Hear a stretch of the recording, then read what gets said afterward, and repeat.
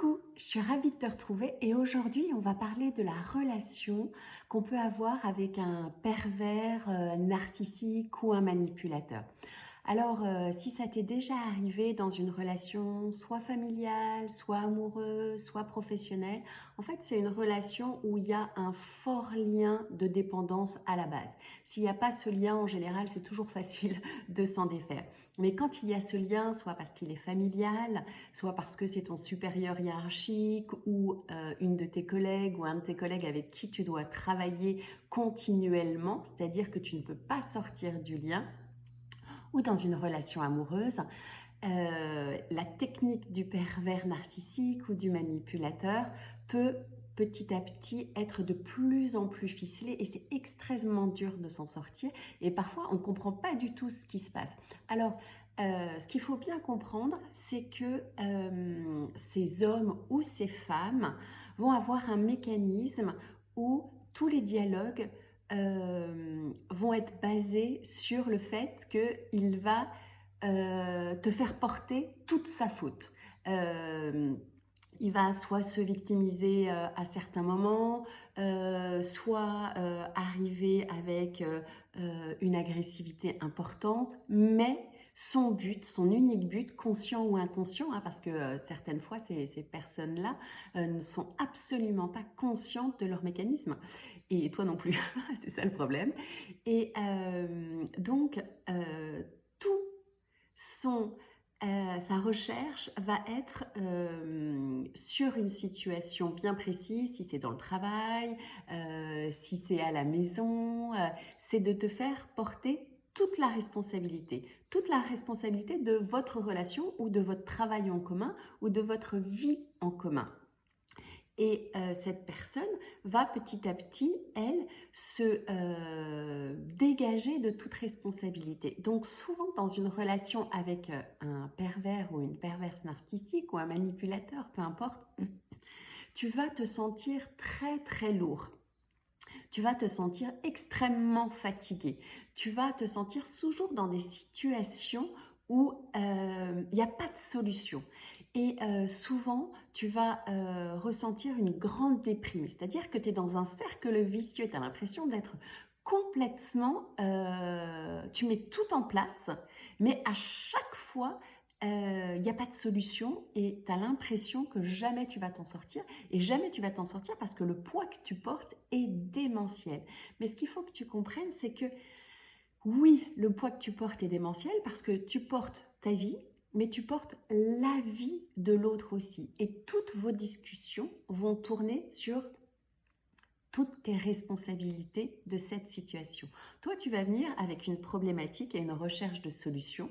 Et en fait, ce manipulateur ou cette manipulatrice va tout tourner pour se dégager et te laisser toute la culpabilité, toute la faute. Et à la fin de la discussion, toi, tu vas te sentir extrêmement lourd, extrêmement embêté de toutes tes fautes. Et quoi qu'il arrive, en général, pour t'en sortir, tu vas t'excuser. Et ça va être un cercle vicieux et tu vas passer ta journée avec ton cerveau à essayer de savoir ce qui s'est passé et comment tu vas pouvoir faire la prochaine fois pour tout faire fonctionner comme il faut. Mais l'autre ne veut pas que ça fonctionne. L'autre, ça lui convient très bien que la situation ne fonctionne pas, que lui soit léger et que toi, tu portes tout. Donc le but n'est pas du tout de convaincre l'autre de cette situation, surtout pas. Parce que là, il faut vraiment que tu sois très très très armé et en général, il faut que tu sois sorti de la relation pendant un long moment pour pouvoir revenir dans la relation et dire attends là, je marche pas. Là, tu vois, quand tu fais ça et ça marche plus. Mais sinon, dans la relation, c'est pas possible. Donc vraiment, la solution, c'est de ne jamais chercher à te justifier, ne jamais plus chercher à expliquer pourquoi. Il faut que tu sois vraiment clair avec toi-même, que tu assumes tes limites. Par exemple, tu choisis tout ce qui est acceptable dans une situation, dans un boulot. Ok, moi je vais bien prendre cette tâche-là, tu vois ça avec toi, mais ça je ne le ferai pas.